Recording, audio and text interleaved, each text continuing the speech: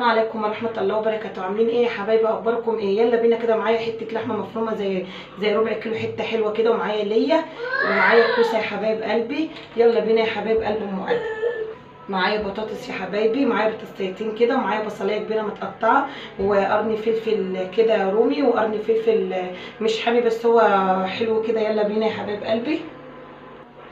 حبايب قلبي معايا كده عصير طماطم بشراه مش ضربه في الخلاط. حبايب قلبي حطيت هنا رشه سكر، حبه فلفل اسمر، شويه ملح، واحده من ماجي يا حبايبي، وشويه كمون وشويه كزبره. حبايبي زي ما انتم شايفين حطيت بطاطس والبصل. يلا بينا حبايبي كده زي ما انتم شايفين اللية واللحمه المفرومه. هحط بقى الكوسه عليها والطماطم. حبايب قلبي حطيت عصير الطماطم وهنزل بالكوسه بتاعتي. هنزل كده بصوا بقيه العصير الطماطم يا حبايبي بقى. يلا حبايب قلبي كانت في حته لحمه مفرومه كده زي ما انتم شايفين، عاملاها الادهم عشان ادهم ابني ما بياكلش الكوسه زي ما انتم شايفين كده. بصوا الجمال يا حبايبي. بصوا بقى احط عليها بس كوبايه الميه، ومش هحط لها سمنه عشان هي فيها ليا زي ما انتم شايفين كده. بسم الله ما شاء الله، والله بجد هتبقى طعمها جميله جدا.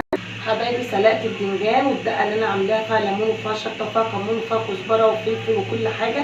يلا بينا يا حبايبي بقى نحضر البتنجان. حبايبي عملنا البتنجان المخلل. يلا بينا بقى عشان نغرف مع بعض حبايبي. يلا كده هنعمل شويه رز الابيض على حبه شعريه وهنغرف مع بعض الاكل يا حبايبي.